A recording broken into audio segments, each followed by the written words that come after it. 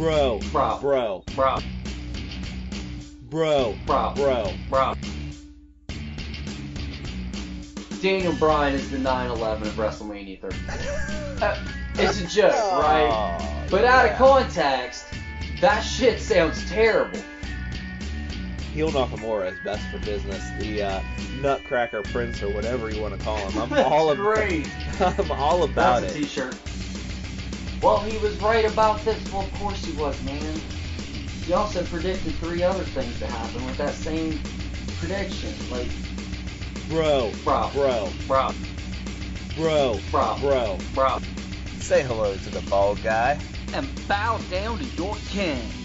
This is Drive-By. Welcome everyone, and thanks for listening. I am Mike Shooter Marcus, and with me as always is the King of Nerds, Mike Forrest. How's it going, Mike? The king abides, as always.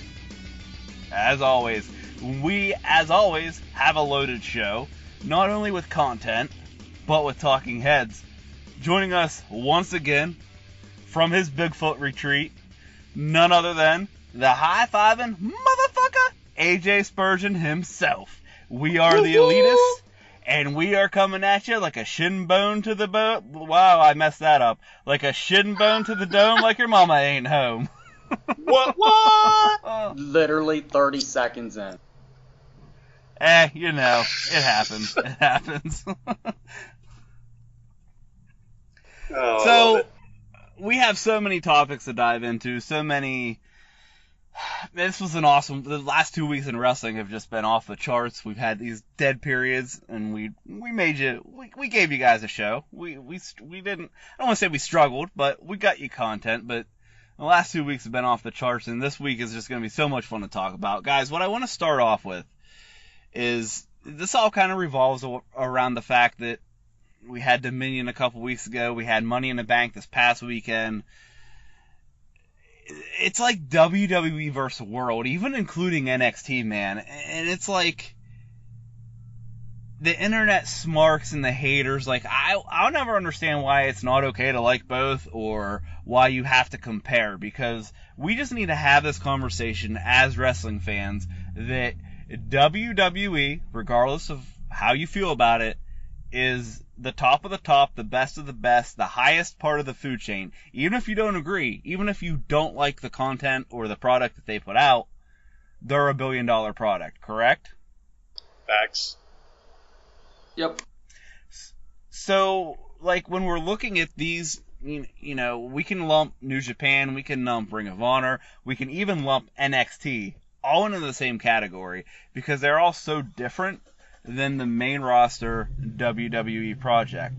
And I just thought we should, as fans, have a discussion about that, because I just don't understand why you can... Some people like us can like it all. Some people can follow one more than the other, but some people are so anti-WWE, or vice versa. They're anti-anything not WWE, and it just doesn't make sense. Well, dude, I'll tell you what, too, and then just kind of like elaborate on that a little bit. I've seen some people were pissed off because, like, the Money in the Bank wasn't that great. I don't know what they were watching, but I thought Money in the Bank was fucking awesome, dude. Like, I mean, we got to cash in, which we don't always get on there. When they do, it's usually really good. And the match that they cashed in on may have been the match of the night. Like, that Ronda Rousey-Nia Jax match was phenomenal to see her work with somebody that big and be able to make it look great because she sold well. They told a story in the ring, and they did so much to include, because I originally thought it would be Natalya cashing in, doing that, making sense. She's celebrating with Ronda when she wins and cashes in, but they threw that for a bone when Alexa won. And then the way it just played out it was just great storytelling, man. It's like, how, even if the whole pay-per-view sucked, like, that was alone enough to get me to be like, you know what, that was a great match, good pay-per-view, but I love the whole thing. I agree. Some people like cornbread better with butter. Some people prefer to break their cornbread up in their chili. It's still cornbread. Oh, that's me. It's still delicious. How do you like your cornbread? Just because you like cornbread with butter on the side or cornbread broke up in your chili doesn't mean that it's not delicious cornbread.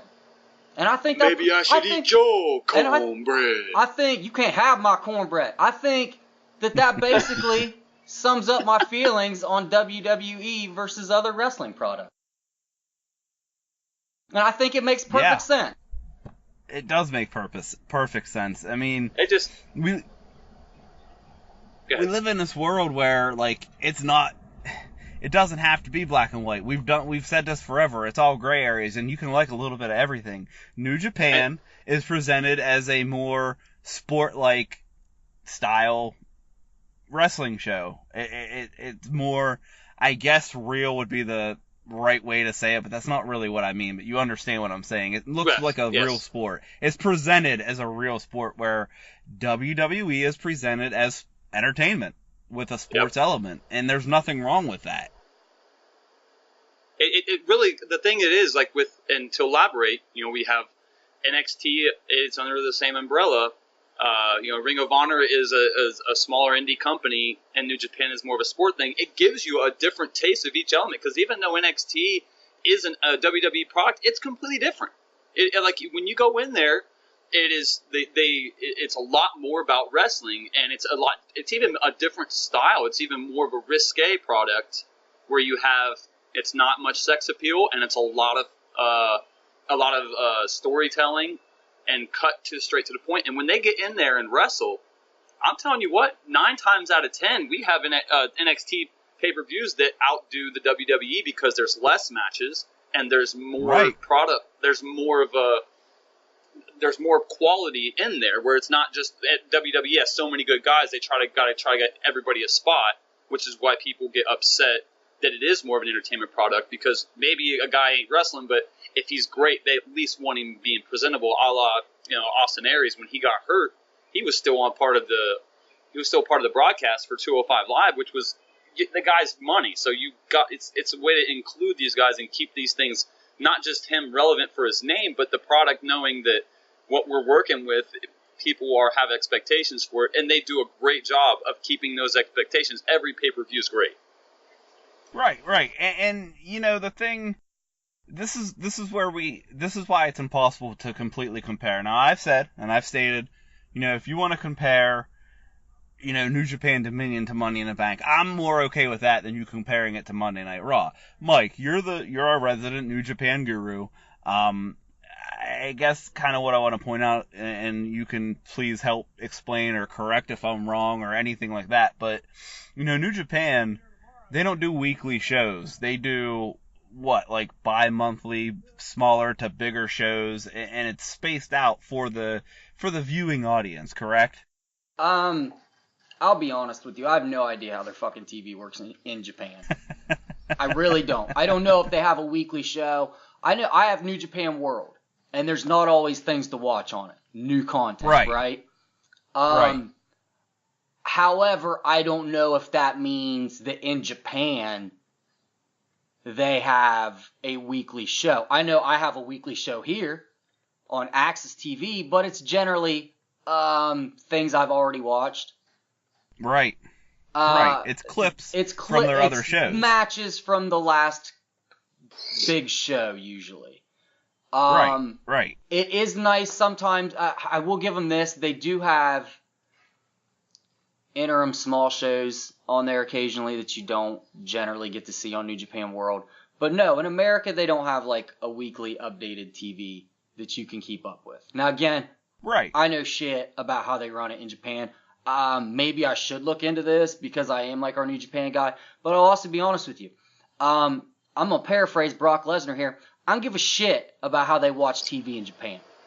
I just don't. I don't care enough to look to even like talk about it on a wrestling show. I don't give a fuck what they do in Japan. Because you can't watch it. Because I can't watch it. It doesn't make sense to me to even know about it. Should I know about it? Maybe. Do I care enough? No. But here, no. You can't just weekly flip it on and be like, okay, cool, let's see what they're doing this week with Naito.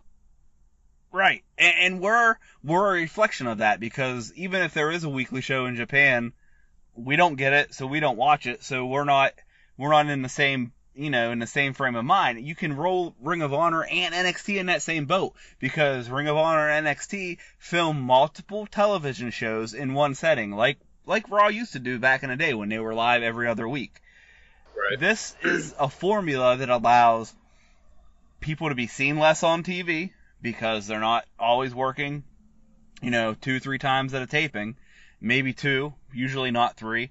This allows matches to seem more special because you see these people less. And yes, it's hard to do this in a spoiler environment, but NXT and Ring of Honor have both thrived on this. And it's been okay. Even when the spoilers get out, sometimes it helps generate more people to watch this stuff. But when you compare that to WWE, who does 6 hours of live original programming 52 weeks a year, not including pay-per-views. Really 5 because NXT is not really live, but I'm not counting NXT. I'm counting 205 Live. NXT's in the competition is what we're talking about right now. 205 Live, SmackDown, and Raw. 6 hours of live original programming, main roster programming. You expect them to do a fucking home run on every show? It's not going to happen. And then that's part of that. Sorry, you were finishing. And then because that doesn't happen, you get to these monthly pay-per-views or whatever. I mean, they were a lot more before this, co-pay-per-view thing. But you get to this, and because you're unhappy that every single show you watched leading up to that wasn't the best thing you've ever watched in pro wrestling, now this pay-per-view that might be, in reality, a 3.5 to 4-star pay-per-view, you're going to downgrade to a 2 or a 1.5 because you didn't like it, because it wasn't as good as what you saw, 3 months ago in New Japan. And it's ridiculous. It's ridiculous to compare the two. They're apples and oranges. And to really touch up on that is the thing that's great about WWE and that people overlook is they know damn well it's not going to hit every week. They pick their spots. They choose each hour to have what segment's going to lead the hour because they know that's when the top of the hour is going to get the viewers in there. And they do their best to fit that stuff in there. And in between, you might get some stuff that surprises you. It's really good stuff. I mean, the thing with these guys is we know as wrestling, we are huge wrestling fans. Like, regardless of what they do, we might go through here and we have things to talk about. Well, we enjoy watching it. And the best part about it is, dude, there's always something new that's going to come out we're going to get a surprise out of. And with having the thing that I really like right now is a great time for wrestling because you think about all these things that we're doing. We just had the New Day and the Golden Elite do an E3 together. And these are things that would not even be spoken in the same sentence 2-3 years ago. These guys have kind of channeled it back and forth for 2-3 years on Twitter, but that's it. But when WWE's advertising that, when we're getting guys like Jericho jumping over to New Japan, they're speaking. They've always kind of spoke about the IWGP titles on there because of Brock Lesnar. And now recently with having AJ Styles and Shinsuke, it's been brought up. But like now they're really starting to mention the programs within each other. So what my question is like, or my anticipation or whatever, I really think that we may get some in the next few years, 2 years maybe tops. I think we might see something that inter-brands, like an inter-promotion like they did back when ECW was coming up and they brought them on the Raw, where they could do something like they do once on WWE program and possibly once on New Japan, or at least just one of the two. Because they don't do this shit for no reason. There is a build-up for this. Maybe it's something that they're testing out and it might happen, so they're really just taking baby steps to see what kind of reaction they get. But, I mean, come on, we're getting Impact on WWE Network. We're getting a lot of things that we're branching over that we never would get. I feel like that we're on the verge of something big here, and not in the short term. But I think in doing all those and having a pitting where we're seeing comparisons of the two, we're seeing Adam Cole defend the North American Championship at Evolve. Like, that's huge. Right. Right. I'm really pumped to see how this goes and where it goes, because you notice we didn't see Adam Cole defend the North American title at TakeOver. Part of that, I think, maybe because he's doing that at Evolve, and they want to keep it to where like it seems legit, where there's a chance he may lose it. Well, because what happens if he loses that title there? How crazy would that be? It would be insane, but he ain't losing it. No, he's not. Of course not. He's the hottest. Well, I don't know, man. We have a lot of talk about stuff, but Ricochet, Velveteen Dream, Aleister Black, Adam Cole, the Undisputed Era as a whole, dude, there's a lot of great things going on in NXT right now. And NXT is deep. NXT Bro, is very deep. well, they thought after losing like when Shinsuke and Joe. Joe, AOP, Sanity, we have all these guys that jumped over. We're like, man, who's going to take over? It wasn't long before we had Cien Almas take over, and he did good, and then he jumped. But now Aleister Black quickly takes the realm. Like, it's like they always have an A-plus guy waiting, and I don't know how they do it. Like, I'm telling you, Triple H has done phenomenal work over in Europe, getting these guys ready and putting in here, which they're now bringing NXT UK in, which is amazing. So, kind of like just to finish off a little bit, I'm so excited to see what the next year brings with not just NXT, but wrestling and as a whole. Sorry, I got a little bit on a tangent there, but I'm so pumped for this. And I'm telling you, like, all this stuff happening. Wow, AJ, thanks for talking about all that stuff we talked about last week. That takes up all our time, Mike. Yeah. I know. I'm just really excited, guys. So now that AJ has filled us in on his thoughts on last week's show.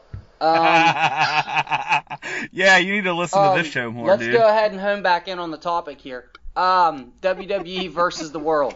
Well, I didn't get to make it in there, so I just wanted to kind of put that out there. Okay, man, show up every week, you know. So you son of a bitch. That I am. Fuck my kids, man. I got you guys. Yeah, no, right? Come on, dude. You gotta make choices. Priorities, spend AJ. Spend time with Priorities. your kids, or you make dick and wrestling jokes with us for an hour and a half on Friday. Dick and wrestling jokes. I'm with you. Yeah, man. No, dude, no, Willow. No, make yourself lunch, Willow. I don't care. Go ahead. You just got done saying she was the most self-sufficient child you know right before we started this. Like, literally, right before we hit record. So don't give me none of that bullshit. Anyway. Well, we didn't. Well, nobody else knows that. Oh, well, we all know it now. So, here's the thing with everyone complaining. Everyone complains about the wrestling, right?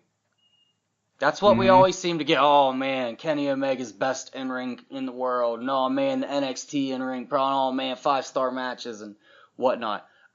Let's take wrestling off the table entirely, right? So if you remove wrestling from all of these shows and you're just down to storyline, most of this shit's borderline unwatchable except stuff that falls under the WWE product.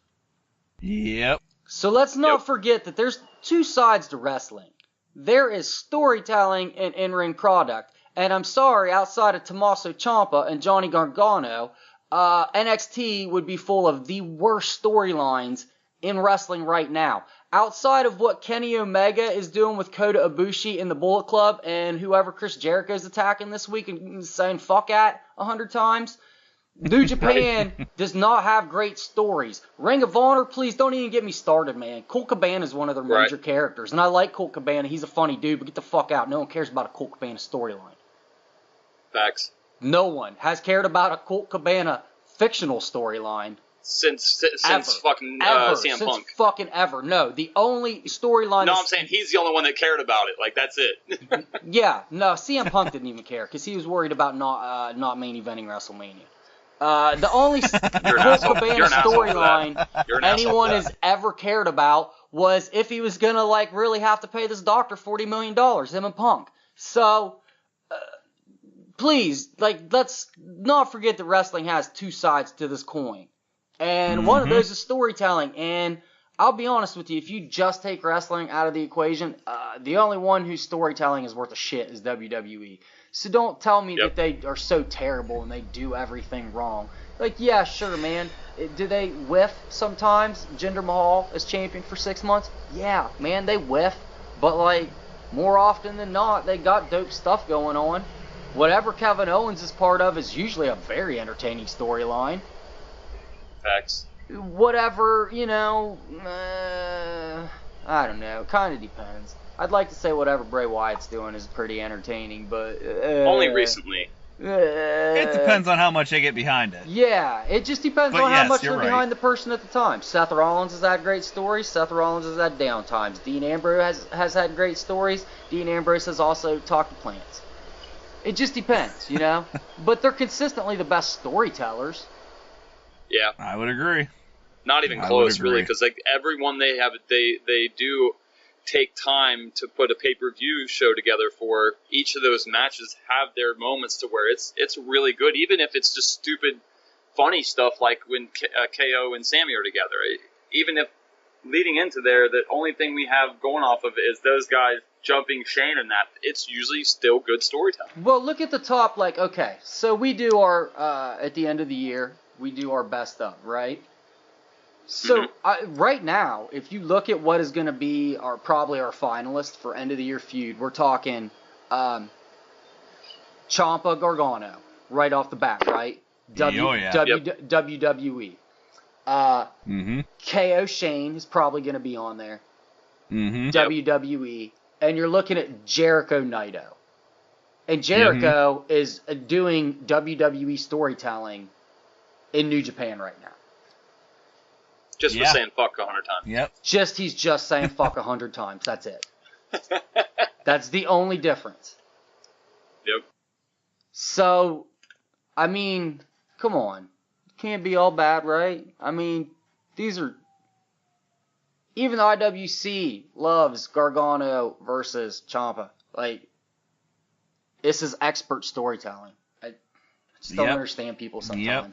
I will give New Japan that. The Kenny Omega storytelling stuff, they're telling a great story with him right now. And that's pretty much all theirs, so... I couldn't agree more, guys. I couldn't agree more. Let's just wrap it up by saying, look, it's all ice cream. There's different flavors. You can have your favorites, but you're never going to hate ice cream, right? Exactly. Lactose intolerant dick, thanks. You can like DC and Marvel.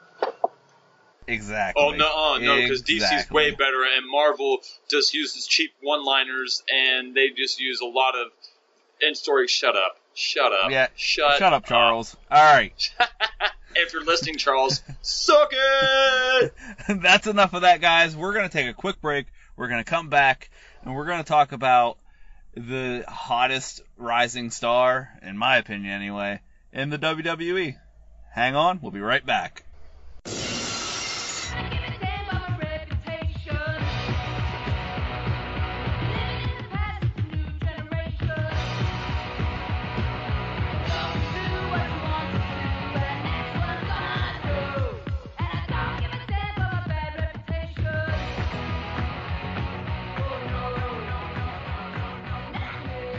Welcome back, everyone, and it's time, guys, that we talk about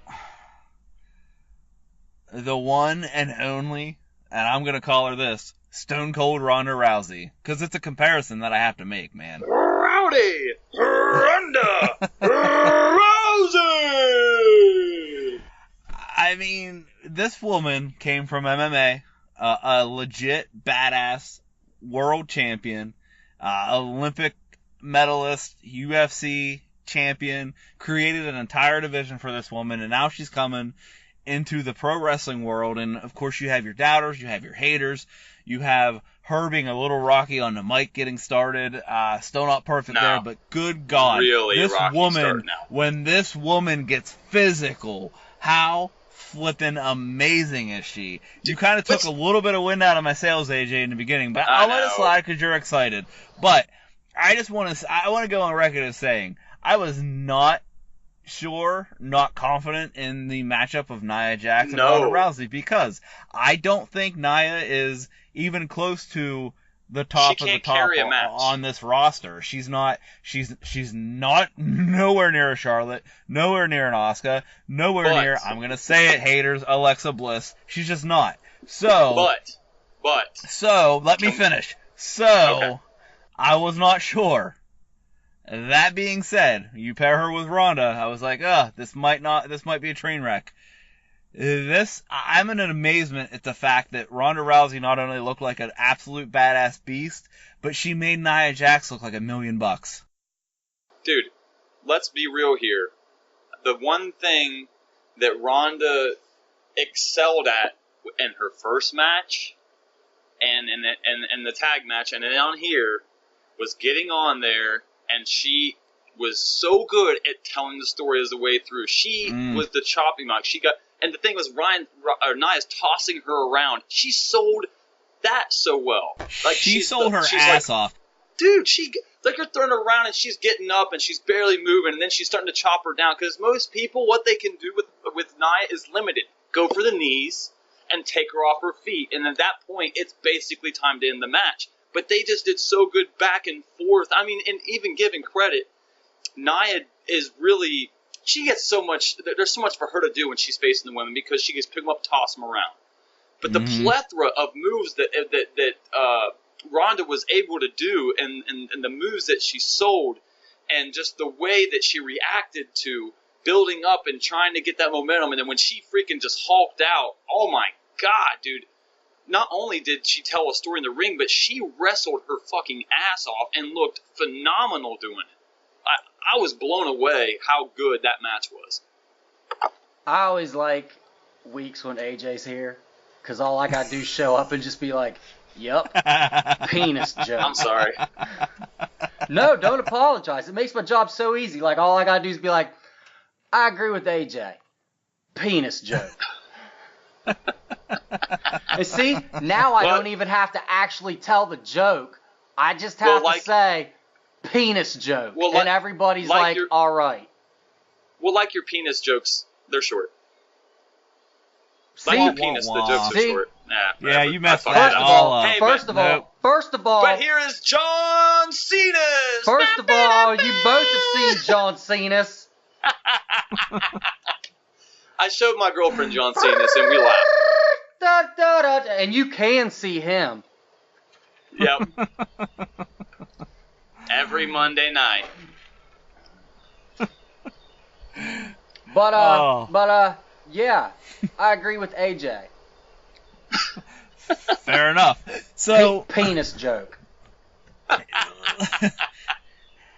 The reason I said I called her Stone Cold Ronda Rousey is kind of something that this is a little off topic but on topic. It's all in the same realm of what I want to talk about, guys.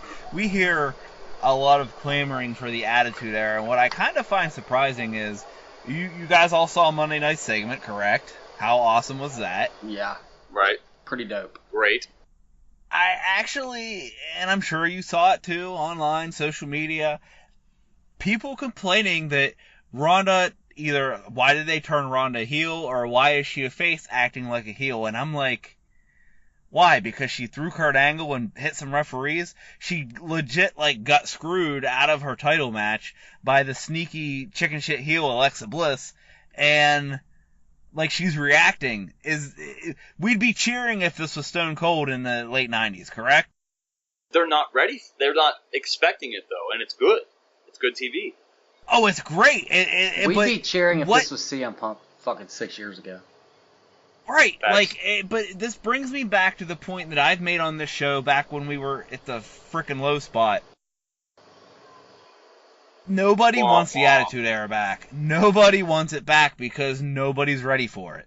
Nobody realizes what they're asking for. You have Jinder Mahal making quote-unquote racist jokes about Shinsuke, and people say that's too far. The fans actually chant it. Yet, we're making dick and penis jokes and HLA and having bra and panties matches back in the Attitude Era. Stone Cold's beating literally everybody up, heel, face, it does not matter. But we can't handle when Ronda Rousey reacts to being screwed over by tossing Kurt Angle and hitting a few referees. Well, yeah, and that's the thing is Kurt's had her back supposedly, and that's what the reaction was. She was like, you keep telling me to chill out, and I fucking chill out, and I get jumped, and now you want me to not react to this when she's taunting me in my face? I don't give a shit who you are. I'm gonna judo throw your ass. I'm gonna hit you with the Money in the Bank contract or the Money in the Bank case. Fuck it, dude. Didn't she apologize? That was great. Didn't she apologize later also? She got it. She's like, I'm not. No, she said, I'm not sorry. She got on there. She was like, you want me to apologize? I'm not sorry. She said, I'm sorry for maybe not kicking her ass or kicking her little pretty ass or something like that. That's a face maneuver right there, being like, yo, I'm done putting up bullshit. This is what Right. everybody's like, oh man, she smiles too much. I just want to see her kick ass. And then she kicks ass, and everyone's like, oh, she's kicking too much ass. Get doesn't her... How many baby faces in frustration going after a heel have destroyed people in the ring? Like, every single one of them ever. Everyone. That's the way it should be. Roman did it to fucking, when all that shit happened, he got screwed over after that match with Sheamus. He destroyed every one of the League of Nations and Triple H. I mean, I know they're good guys and stuff, but he came out and then kicked Vince McMahon's ass, the authority figure, and anybody else that got in his face. I mean, there was a point where he was going back and forth, beating the shit out of everybody, and then everybody still booed him. I'm like, dude, what do you guys want this guy to kick ass or be a heel? He does heel type shit and goes off, and then you bitch about it. The fuck? Like, the ultimate babyface Bill Goldberg did this shit. Right. Like, Bill Goldberg has destroyed refs. But it's just shit that happens. Sting spent a year hanging out in the rafters beating up other faces. Like, this is just, like, it's storytelling. Like, but... Yep. Like, she's good angry. storytelling. Yes, Back to storytelling. She's angry and she's going Great after a storytelling. heel. She kicking the referees in the chest, throwing them down, punch. I was loving that shit. I'm like, beat them zebras ass, girl. It was plain old face frustration. I mean, jeez, people. I mean, and It's only... they've been telling the story. They've been retelling the Stone Cold story with her right from the beginning. Stephanie is Mr. McMahon, and Ronda is going to be Stone Cold, and we're doing it with women. And this is like obvious, plain as day. I still can't get over this. She smiles too much. I want her to stop smiling. Oh, now she's too serious. Well, I personally think... And it was too serious. I think the fact of her smiling like she does now brings her kicking ass to another level. Agreed. Like, she flips the switch. The complete face change, the mood change, and by face, I mean her actual fucking face. Like, she goes from smiling to, I'm gonna break your arm off and shove it up your ass, and it's awesome. She came down there with an attitude. When she came down after him and Alexa Bliss was in the ring in the very beginning, she came down, threw her jacket off, and that attitude is what she brought the whole match against Nia. And they bring it, and it carried over into the first time we see her, and then as we see her leave. It's just to keep her. She's a contract on there that she's doing big stuff. So she's kind of got the Brock thing going. So she's gone for 30 days suspended. That's all that is. It's just a way to keep her off program but relevant. That's all. Yep. And if you've watched or if you've seen, I'll post it on our page. It'll be before this comes out, but later for you guys as we're talking now. I sent him to Mike earlier. Since she got quote-unquote suspended, Ronda has been tweeting out pictures of her running to the ring, chasing Bliss, throwing Bliss, and putting 29 days, 28 days, 27 days. Like, this is awesome. This is so exciting. This is, we've got a new badass to cling on to, and it's in the women's division, and I couldn't love it more. Not only that, but she...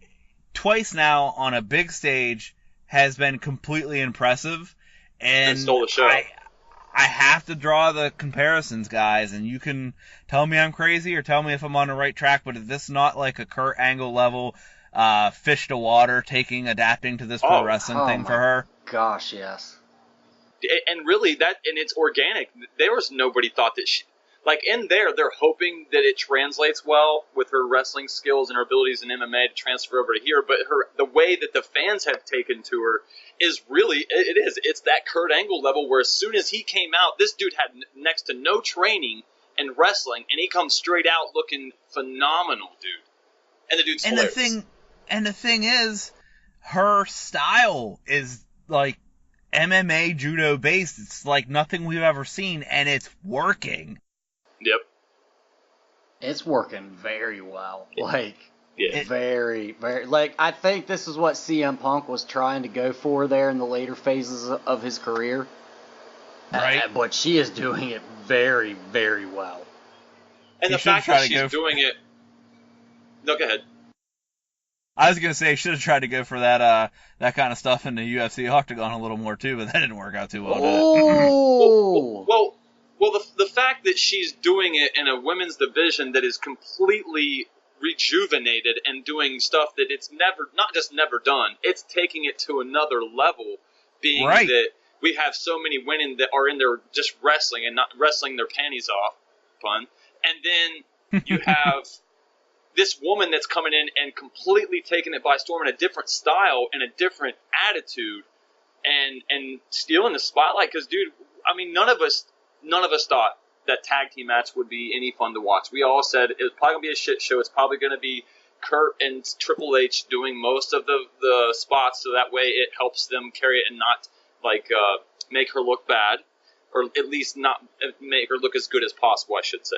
And then we look at this Ronda match, Ronda versus Nia, and none of us thought, like, this is probably going to be not that great because nobody can really work with Nia. And she's both times have made that one of the better spots of the entire night, if not the best one. And now this rivalry with Bliss, somebody who rocks the mic, like, is the best woman on the mic, and you're going to put her with her. It's just going to be fucking so great to watch it unfold. I'm going to save my thoughts on that for the final segment. Yes, definitely. I do want to bring this up before we wrap up. I kind of thought, I followed Rousey's MMA career, so I've been a fan of hers for a while. And I kind of thought, man, she is a natural heel. I understand why they're bringing her in as a face, but I don't know how it's going to work. This is how it works. She's not just a face, she's an ass-kicking face. She's a Stone Cold Steve Austin face. That's how it has to be. And if it rides like this, and you have Stephanie as the Mr. McMahon character in one way, shape, or form, or you have some kind of authority figure holding her down, they've got gold, and they're going to be printing checks. Well, the thing is, like, when you look at the fact what they've done with Roman Reigns and what they've tried to make work organically has not worked at all. Like, what they've tried to, they change things constantly. They try to make them bad. What they did with Ronda in 2 months, 3 months, they've been trying to do with Roman for 4 years, and it fucking works so well. Yep. It's amazing. It is. It's. This girl came in and not just taken the women's division by storm. She's taken the wrestling world by storm. The way she's just really transferred her MMA over to now. I cannot wait till she's back. Like, I'm actually more excited for her than I am a lot of things going on right now. And there's some good shit going on. Yes, there is. We'll leave it with this, guys. I just want you to get. We don't want to get our hopes up and get let down, but just picture WrestleMania 35, Ronda Rousey versus Charlotte Flair. That's all I'm saying. I love it. It's going to be great. It will be, and let's hope we get there. We're going to take a quick break, and last week we took the segment off. We had too much to talk about, had to push some of the dumb things that people said to the side, but we're getting back to it this week, guys. It's going to be fun. Hang tight, we'll be right back.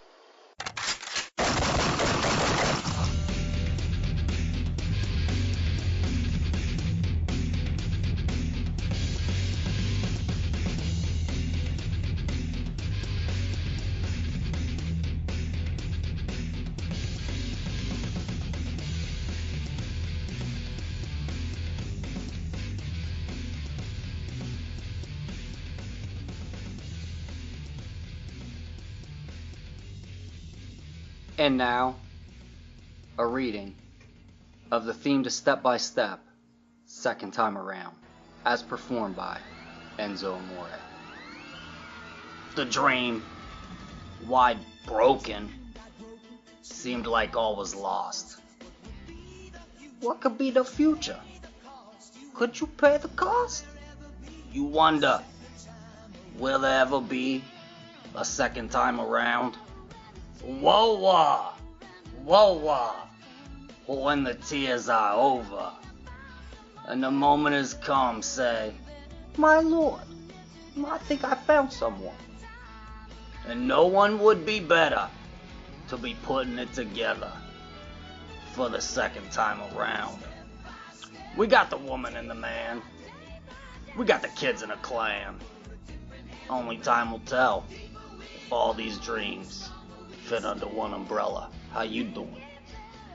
Step by step, day by day, a fresh start over. a different hand to play. The deeper we fall, the stronger we stay. And we'll be better the second time around. As step by step, day by day. A fresh start over, a different hand to play. And only time will tell. But you know what they say. We'll make it better the second time around. How you doing? %60 of the time, it works every time. How's the fucking prison on planet bullshit in the galaxy of this suck camel dick? Never go full retard. Welcome back, everybody, and it is time for my favorite segment and yours. Ready, Mike? Alright. Here we go. Okay. Who said something dumb? Dumb. Okay, so our first topic in this segment is not necessarily saying something dumb. This might be a combination of dumb things, but news did break that WWE had parted ways with the one and only Big Cass. No! Can I ask you guys something? Not Big Cass, man. Guys, that man was a future one-time week-long US title holder. Listen, I don't... That man was a future contender, not winner of, but contender to the NXT North American title. That guy had things going for him. He bought a house with Carmella once, you remember that? They had a house together for like a week.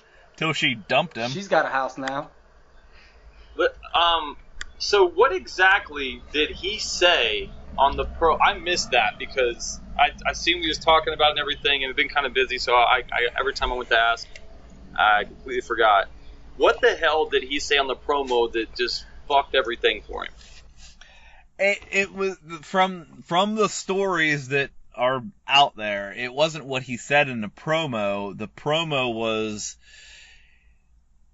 he was supposed to rehearse his promo, asked to rehearse the promo. He refused to rehearse the promo, and this is all supposedly an exchange between him and Kevin Dunn. And then he went out there and went like 2 to 5 minutes too long on the promo, and Vince was fucking pissed. When you're lumping it, they lump this thing together with the fact that he went off script with the midget, supposedly, and was supposed to, I guess, supposed to deliver him a big boot or whatever, and that was it, and then he, went on to pummel the little man, and apparently, before all this went down, Cass went and asked Vince, hey, can I put lay a little beating onto this guy, and blah, blah, blah, and Vince specifically said no. So, Big Cass went for the whole, instead of going for the idea of, I'm going to, just ask for forgiveness instead of asking for permission, he literally went and asked for permission, got denied, and was like, now I'll ask for forgiveness afterwards, and it does not work like that, guys. You know what's crazy to me? Is that it's like, okay, so you beat up a midget, but you talked for 3 minutes too long, so now you've lost your job. Like the beating up of the midget wasn't the issue. It was, and I get it, it was a buildup of things, but it's just like funny to me that it was like, you physically assaulted a person 1/4 your size. But what really did it in was you talked for 3 minutes too long. Like, you know how shitty of a talker you have to be for that to be like? Like, it wasn't the fact that you assaulted a small person, man. It was the fact that we had to listen to your boring motherfucking ass for an extra 3 minutes, bitch. You're so boring that you can whoop midget's ass all day and apologize, but if you go in there and suck at your promo, I ain't wasting TV time on your ass. You are. Like, you could literally beat up a small person and directly disobey Vince McMahon, but like, you were so damn boring that the 3 minutes of extra talk time just like fucking did you in. Yeah, can't do that, buddy. You're gone. Well, I mean, clearly this is a story of the final straw, and I think this goes with Enzo as well. If there's truth to the fact that he's claiming he didn't find out about his allegations and these charges until the same day WWE did, and they're claiming that's not true and that's why they let him go, there's more to this. Now, the funny thing is, podcasters who have talked to Cass, other people in the business that have either a passing relationship with Cass or even more of a formal relationship actually say he's a nice guy, but other people I've heard say he's a complete dick. So I don't know. I've heard And literally maybe- nothing other than this dude's a 7-foot tall bag of dicks. And he Right, very it well really may sounds be. like it. He very well may be. And if that's the case, and you're directly, look, if you go for the midget thing and you go for the promo thing, you literally told Vince McMahon and Kevin Dunn just add saying no to Triple H there, and you're not working there. This isn't a creative decision.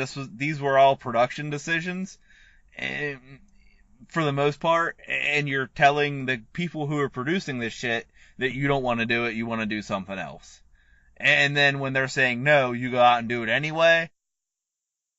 You get a reputation. Why do you think Austin Aries isn't there anymore, guys? He had a reputation. He was hard to work with. He wasn't liked well backstage. Now, he exited on his own terms, but I don't think they were like, oh no, we got to do what we can to keep this guy. It was like, too little, too late, good riddance. How you doing? How you doing?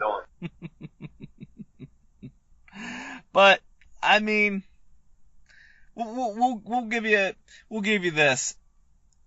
Big Cass, I think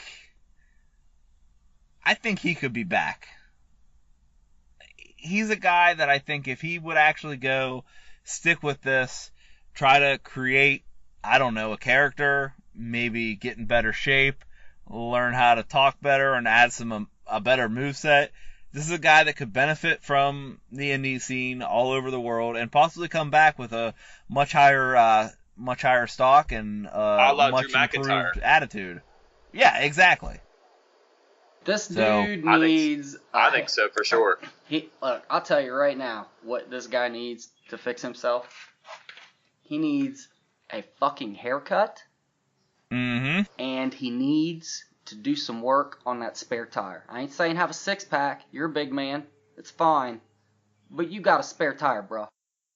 Dude, he needs to have the fucking pecs cut down and a nice toned stomach. You That dude's fat with fucking pointy titties. You need to get yourself a little bit cut up. You need to get a fucking haircut.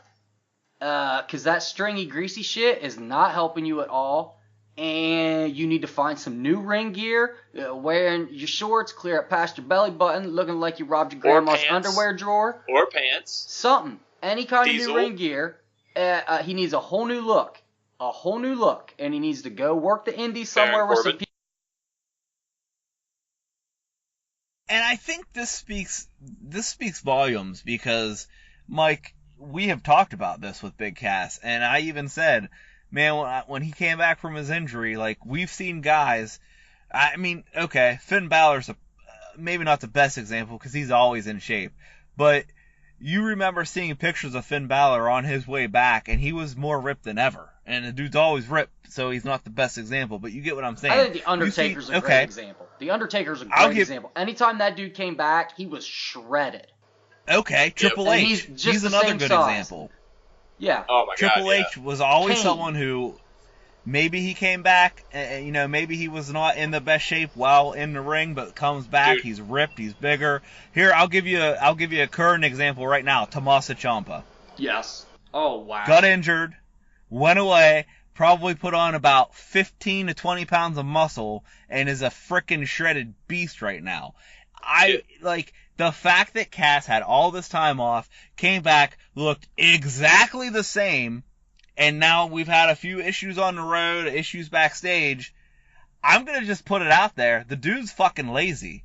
He worked think on. part of it- He went through he went through life and probably went through his wrestling career is, I'm a big 7-foot guy, you're gonna like And me you because can't of that, teach and that's what that. it is. I think part of it was really the ties in with him being the way that everything happened with fucking Enzo, even though it was a completely different thing, and obviously it's nothing of that extent of even allegations, but the tie-ins he had with him, he's like, fuck it, he had an attitude, this guy's got an attitude, I'm not putting up with that shit. Gone. Yep. Because it was quick. I couldn't believe how fast they fucking, like, when he wrestled, he lost. The only reason he lost that match was because he was getting fired. Like, that dude should have won that match. Daniel Bryan, it doesn't hurt him at all to lose that match. Matter of fact, that sets up another one for the next pay-per-view where Daniel Bryan wins the feud, but you're not going to have a feud where he wins both of them, and you just don't have a third. Like, that's crazy. Some people just aren't worth the headache, AJ, and I think that's clearly what they're showing. And I get that, but what I'm saying is, like, if that shit doesn't transpire the way it does, he wins that match, and they have a third match that Daniel Bryan wins the feud. Like, you bring this guy back from injury, and I'm like, there's no way he loses this. There's no way he loses to Daniel Bryan. And then he loses, and I'm like, that's weird, dude, because the fact that he came back the same time that he did, and he lost, and then he got fired the next day. I'm like, well, that makes sense then, because that's the only way he will lose that match and not have it carry on. Could be a decent feud. It's a big guy versus a little guy. It's, the underdog thing, but he beat him both fucking times. It's crazy. Future Impact champion. Future Impact champion. All right, guys, let's move on. We only have one more topic for Who Says Something Dumb. This one is near and dear to my heart, so I wanted to make sure we had enough time to get through this. I have ideas of how you guys are going to feel on this, but I'm not 100%, so it could be interesting. But this is the fact that Money in the Bank this past Sunday happened.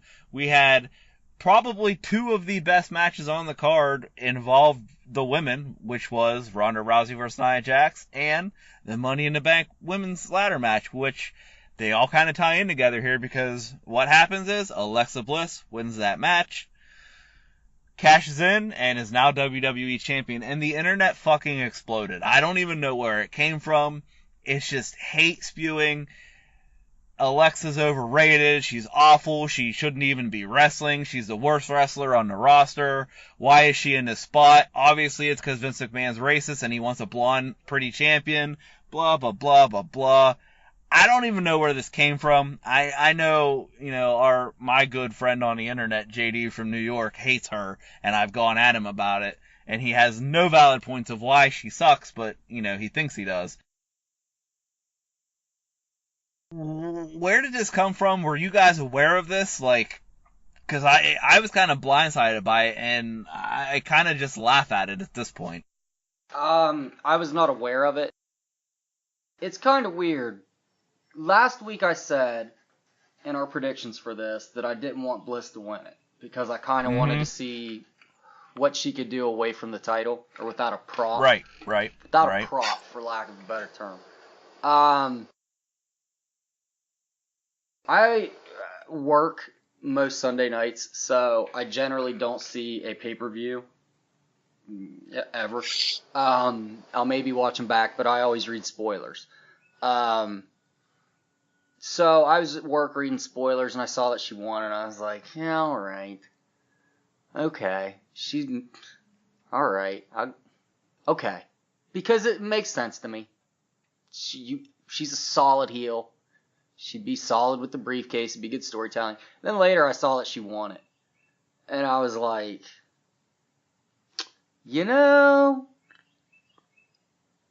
this is starting to get to be a bit.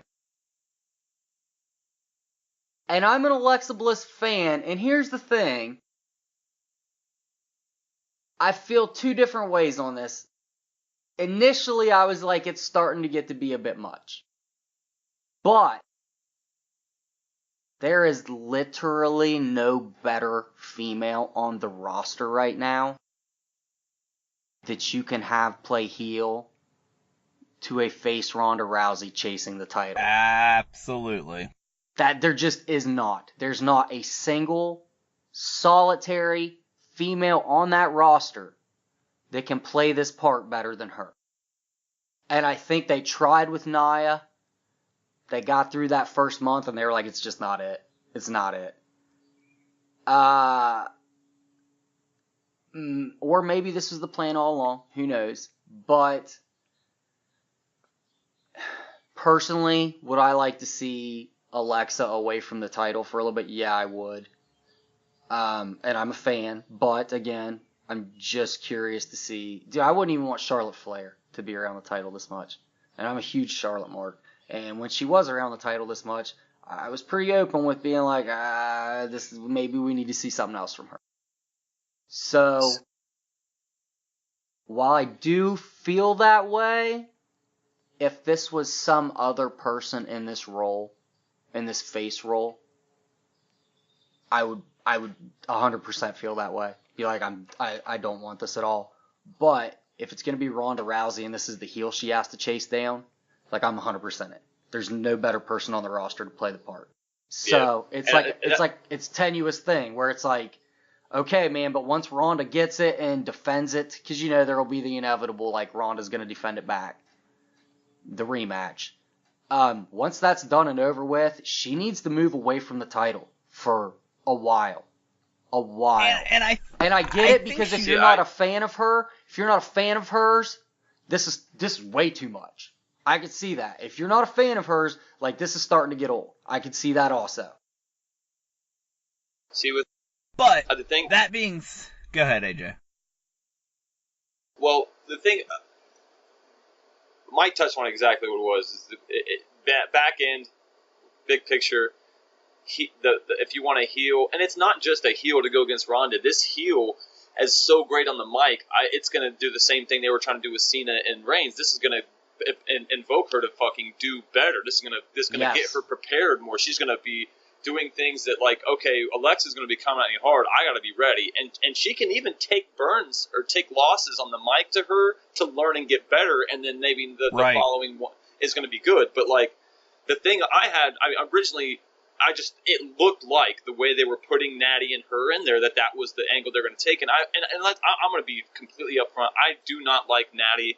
I don't think she's that great. She lives off the Hart name, and the only reason she's there is that in the Divas show. I'm not a huge fan. I just thought they'd go that direction. I'm glad they didn't. I was shocked to see Bliss get the title back, or get the cash, or the contract back, and then to see, like, honestly, because we're sitting here watching it, and I'm like, dude, I start getting toward the end of the match, and Ronda started having her way. I was like, dude, I could see her cashing in tonight. Like, this could happen. And then the way that the dramatics and the way that it just could build into it, you could see, like, okay, this might happen. Right. When she came in with no they music, didn't do the music. Her, yes, right, yes, yeah, she attacked her, knocked it down, and it was like had them both there. And then you're like, wait a minute.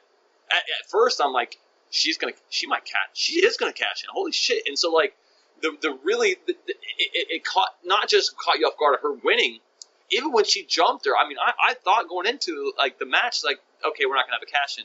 But then, like, the more it led into, Ronda was getting it, and she was talking to her right before she did the armbar. I'm like, dude, this could happen. She could get her right here and cash in, and all of a sudden she hits her. I'm like, whoa, where the fuck did that come from? And so then you have the surprise factor back into this, which it's the best part about Money in the Bank. But to really throw the curveball in there and have her cash in that night, win it right there, it's, to me, Alexa is at the top of her game, and Ronda being, we were all saying if his title match was too soon, but let's see how it plays out.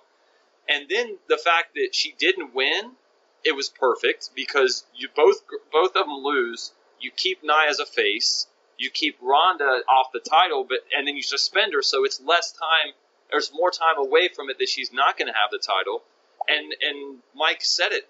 Who better to have going against the hottest face in the company when we have, Charlotte Flair as and Asuka, the hottest face in the company right now, being Ronda Rousey on there. So I really think, say what you want, and yes, maybe it is a little. I know people that just can't stand Bliss, and so they hate that she's champion again. But I am so amped for this. I don't think they could have picked a better person. You're totally right. Like, you have the hottest face and now the hottest heel. 9 times out of 10, the best story is the champion chasing the heel. I'm sorry, the face chasing the heel champion, correct? Yep. Yeah. So let's put the hottest heel and the hottest face in that program. And I had no idea this is where they were going, and I'm stoked. I'm an admitted Bliss mark. I'll give you that. But I want to kind of take it to another kind of situation here. I've never understood people, like, there are people out there simply hating on this because they're a fan of somebody else. Maybe they're a Sasha Banks fan, or, a huge Becky Lynch fan, and that's fine. But I've never been the kind, like, this is a scripted television show. I've never sat there and thought, good example, when Nia Jax beat Alexa Bliss at WrestleMania, I wasn't like, fuck Nia Jax, I hate her, because it's a story. Like, I don't understand. It was good for her. She needed that Mania win. That was right. good. She had a title. Perfect time to win. I don't understand where you're getting mad at these people that are playing these characters that are not writing the parts at the way they're being presented. And if you want Ronda to look strong, she has to go against a strong champion. I'm sorry, Nia Jax is not a strong champion. You know who is? Alexa Bliss, who's now a 5-time WWE Women's Champion, a Money in the Bank winner. That's who's your strong champion. She is the damn strong champion. She is. She needs to be away from the title for a little bit, though. And she's a chicken shit heel. Now, something that I think is not fair at all is the people out there saying that she's only champ because she's a pretty blonde and WWE hates black people. These are probably Sasha Banks fans, to be fair. But, and yes, is there kind of a weird kind of history? I mean, we've never had a black WWE champion. This is not that. This is not that at all. Don't you dare say The Rock. Don't any one of you people listening to this, don't you dare fucking say The Rock. That is exactly the answer that racist wrestling fans give. Oh, The Rock.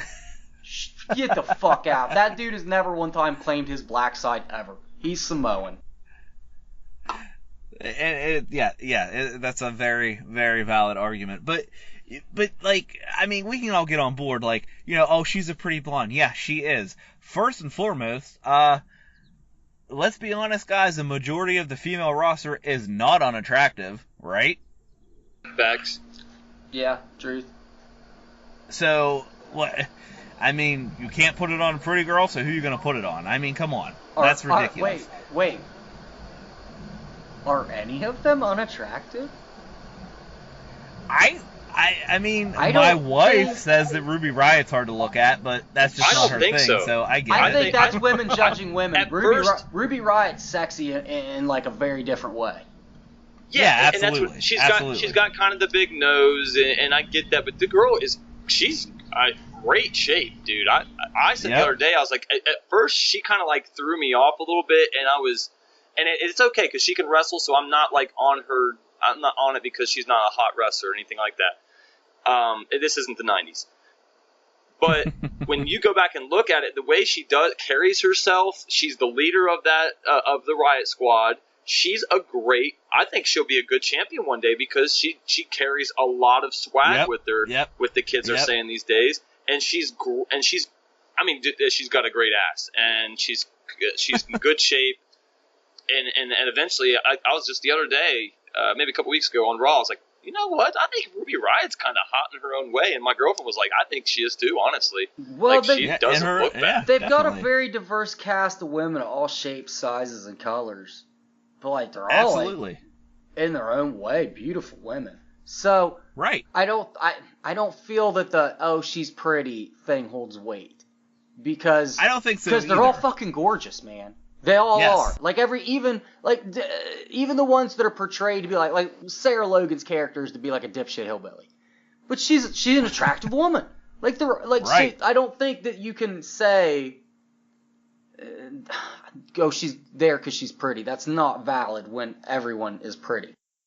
And then you throw in the hair color. Like, how long wasn't Nikki Bella like the longest reigning champion for a certain time there? Yeah. And she beat AJ Lee, who is also not a blonde, for that, like, reign. Like, come on. Like, we just need to, like, you can't. And who was just because AJ you Lee don't beating? like somebody? Who was AJ Lee beating? AJ Lee was beating Summer Rae and frickin' what's her face?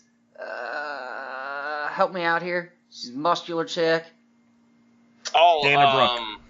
No, not Dana Brooks. Before her, it was just the girl that came up with this, ended up getting a sex tape. She's Celeste kind Bonin of like a is thick her girl. real name. Why can't I remember her wrestling name, but I remember her real name? God dang it! I know exactly what you're talking about because Caitlyn. she was the Caitlyn. That's it. She's a brunette now, but she was a blonde then. Two pretty blonde girls. Yep. Yep. Just saying. So, it just seems ridiculous. And I also think it's completely unfair. And I think the three of us are on the same page here.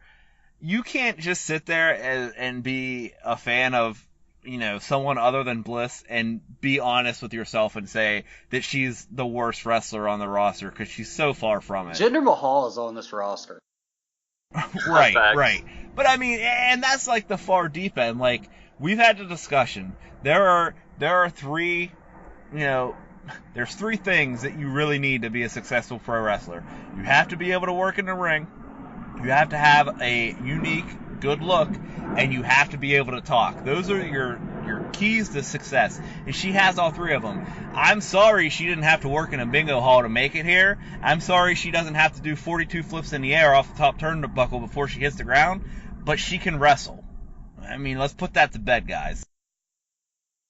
Like, wrestling aside, she's smoking awesome on the mic. She's fire. Yeah, 100%. She's Best fire one in on the promo. roster. Like, she's Best a fire superstar on the promo. roster over all men and women. So, you can't even, and that's what it is. Oh, you did wrestle in a bingo hall. Okay, cool. Sorry I didn't have to waste 10 years of my career doing insane bumps off of balconies onto concrete and shit. And then I'm gonna Absolutely. be in my prime, in my best money making years in the WWE. God forbid. Absolutely. And I think that wraps it up. But this actually just popped into my head, guys. And we don't have to spend a lot of time on it. But I was just thinking. Okay, we've never had, and this might be a whole topic for another day. And if it is, we'll cut it off. But we've never had a black WWE champion, correct? Correct. Thanks. And I would agree. I kind of thought differently, but, I've heard other things, and Mike's right. Like, you can't count The Rock. He's presented way more as a Samoan than a black man, and I agree with that. All that being said, it's 2018, guys.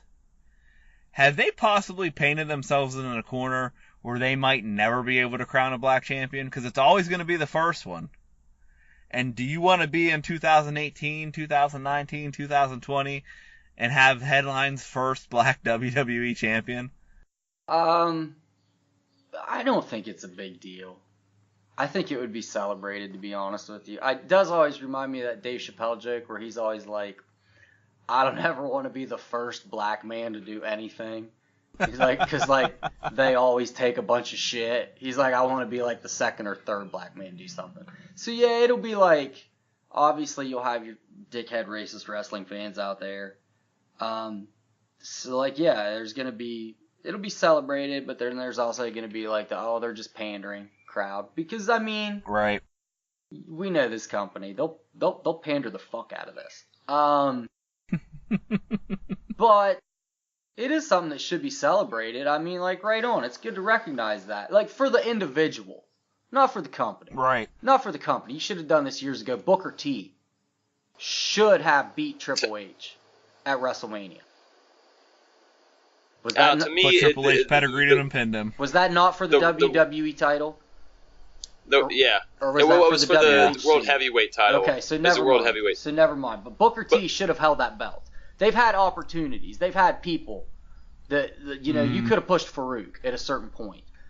You could have just made him Ron Simmons and not made him Farouk and brought him over as a viable championship contender. The point is, it should be a big deal for that person. Big E seems most likely at this point. That's also another issue.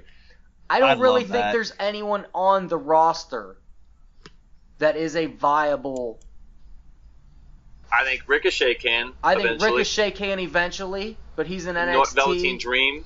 Velveteen Dream. I'm That's sorry. years away. I'm sorry. That's Years years away. away at best. He's a mid-card Yeah, guy has to to me be. right now. But like Big E But has Big to be E, the guy. outside of Big E- Doesn't he though? Well, yeah. I'm all for that. Yeah. I'm all for Big it. E's He's the a best great option in-ring right worker.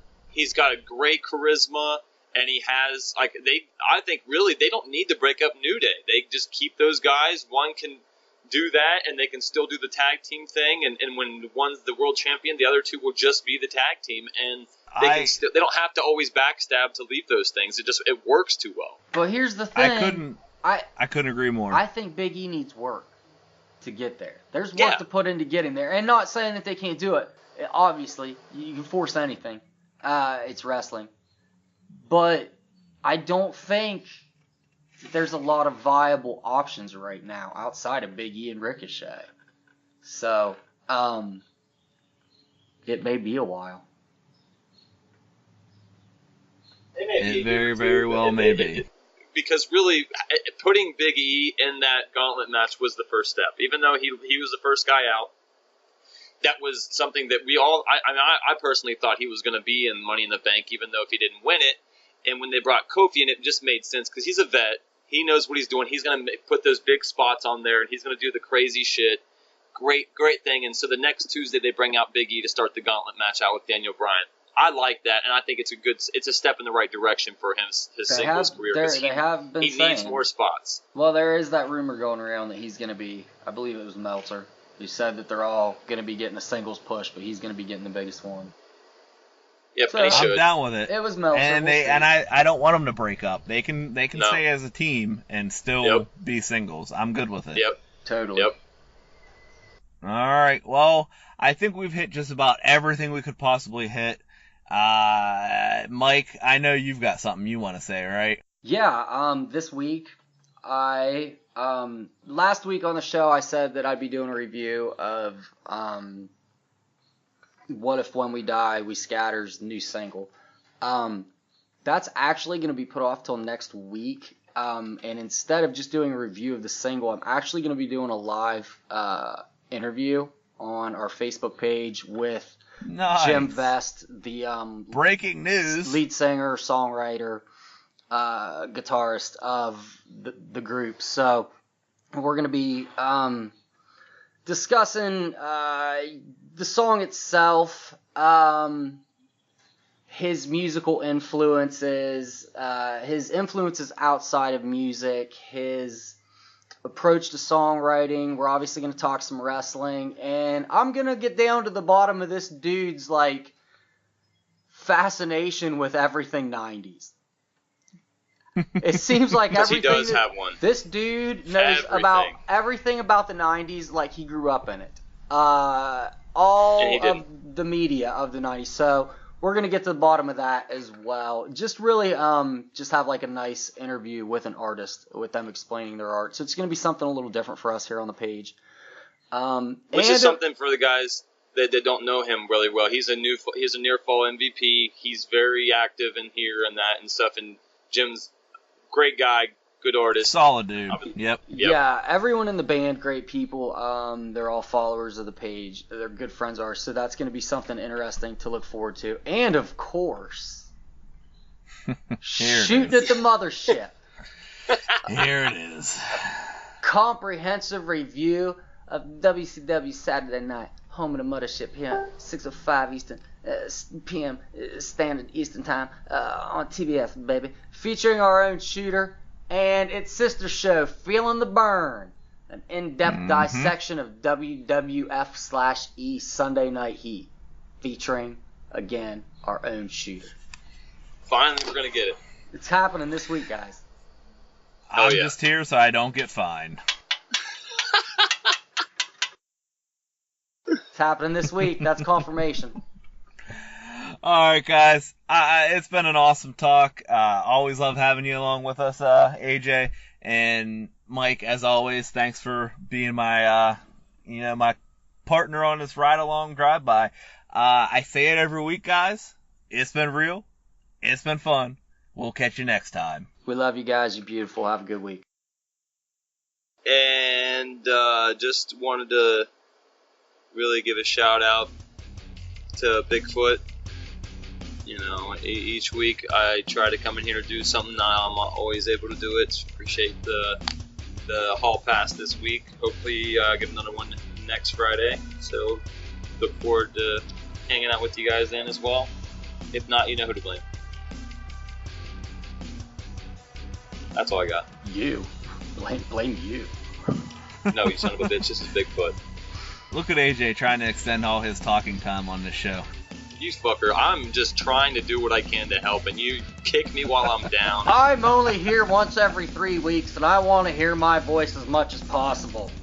Get all the audio in. Mike will clean it up. Don't worry about it. I hate you guys. Alright guys, again, thanks for listening. Don't forget to subscribe to the show. Catch you later.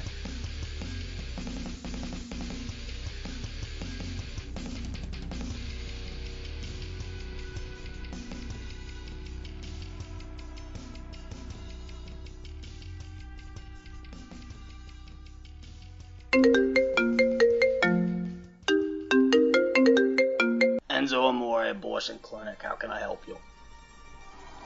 Enzo, come on, man. That's not cool. Why are you answering your cell phone like that, bro? Hey, who the hell are you to tell me how to answer my phone? You know what kind of day I've had? It's the summer. It's the season of love. People getting fast and loose with the birth control out here. I'm up to my knees in fetuses. Don't you tell me how to answer my phone. Jesus, Zoe. Jesus. Come on, man.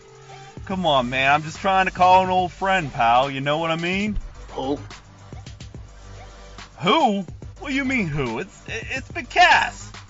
Who the fuck is Big Cass? Who the fuck is Big Cass? 7 foot tall and you can't teach that?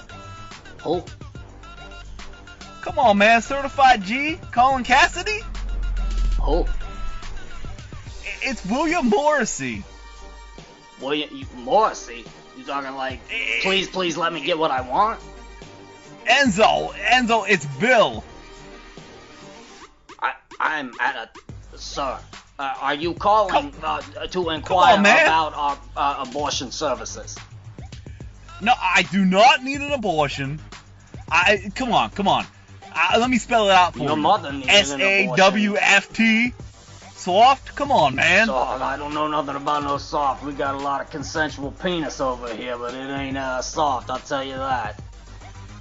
Oh, that's real funny. Come on, Enzo. You know it's me. It's Big Cass. Yo, Big Cass, 7 foot tall. You like a unicycle. You out there got one bum wheel out there, fucking 7 foot tall, strutting around on one wheel. Oh, that's real funny, asshole. Real funny. Oh yeah. It's a funny like you without me. Yeah. Your stick game's funny. I heard from Carmella that your downstairs stick game's even funnier. How you doing?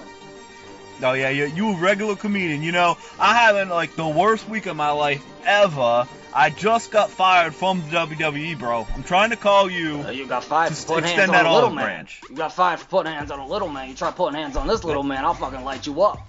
Give you a little three-piece combo. Wait. Little three-piece combo. Three-piece combo. No. Eric, you got it all wrong, man. I didn't get fired. Hey, you do not call me by my Christian name. No, sir. I'm sorry, Enzo. Not yet. I did not get fired. You ain't sorry yet. I did not get fired for hitting the midget. Okay. No, it's because of the bathroom thing. Is it because of the bathroom thing? No, the midget thing wasn't even my fault, bro. Let me explain. You got worse luck in bathrooms than Ben Roethlisberger. Now, hold on. Let me explain the midget thing. Okay. I may or may not have a drinking problem. I may or may not have been slightly hangover that night of SmackDown. I may have mistaken the midget for actual Daniel Bryan. I mean, they're about the same size. They had the same haircut and beard. And they both smell like farm animals and vegetables. What was I supposed to do, man? Farm animals and vegetables. I'm surprised it didn't get your little willy hard. Come on, man. And then, let's be honest, man. The bus thing, come on. Let me explain that too, okay? We're on a tour. We're in a tour bus. I had to take a dump. How you doing? Clearly, I eat horrible, as you can tell by my awesome big guy physique. The handle broke or something. I thought the guys were ribbing me. I didn't want to be stuck in there. You've seen me. I take 7-foot dumps. I eat terribly. Would you want to be locked in a bathroom like that? So I broke the door down, and everyone makes a big deal because they had to piss with the door open. What? I mean, how you doing? Hey, first of all, don't you how you doing me? How you doing? How you doing? Okay? I'll give you how you doing. When I want my how you doing, I'll tell you to spit it out, sir. Okay? How you doing? Second of all, ain't no grown man trying to take a piss with his wedding tackle hanging out in front of the whole bus. There's ladies on there, you dirty motherfucker. Are you serious? What was the ladies supposed to do? And also, what if I had to drop trowel, huh? What if I had to take the Cleveland Browns down to the swimming pool? You know what I'm saying? How you doing? I don't think you, Enzo, had any problem with showing ladies your stuff, bro. I'm sorry that you didn't get the storyline where you got to show a beautiful woman your stuff, but no one wants to see your stuff. Carmella didn't even want to see your stuff. How you doing? So. Unreal. So that I mean. Oh, you gonna cut me off? You gonna call me? What? Okay, yeah, Cass. Can we get to the bottom of this? What can I do for you? Are you inquiring about our marital aid services? Enzo, what I want, I mean, I called because I think, you're gone, I'm gone. We could reunite, maybe get the band back together. I mean, looking back, it's silly. We can laugh about it now. Can you believe that both of us are gone and Carmella's the freaking SmackDown Live champion? I mean, can you believe that she's a champ and neither one of us ever were? You mean you never were? I am the reigning WWE Cruiserweight champion. How you doing? You are not the reigning champion, Enzo. You were stripped of the title. Not like the girls that you like to go see in the club, but if you think about it, they stripped their clothes, they stripped the title. Come on, man. I did not lose that title. I am not aware of what you're talking about. No one pinned me. 1, 2, 3. I am still the Cruiserweight champion. Longest reigning Cruiserweight champion. How you doing? You're crazy, Enzo. You're crazy. You lost the title. Okay, bud. Alright, sure. I've lost the title. Alright, pal. Okay. There's the guy over here saying I lost it. No, it's Big Cass. Big Cass. He's talking about I lost the title. I know. Crazy. Well, okay. I'm back. Sorry. You're so hard to deal with, Enzo. But, I mean, I wanted to ask you, since you lost your title, you lost your job and I lost my job, maybe we could be all in. Maybe we could reunite and, do this one more time and try to see if we can capture some of that magic.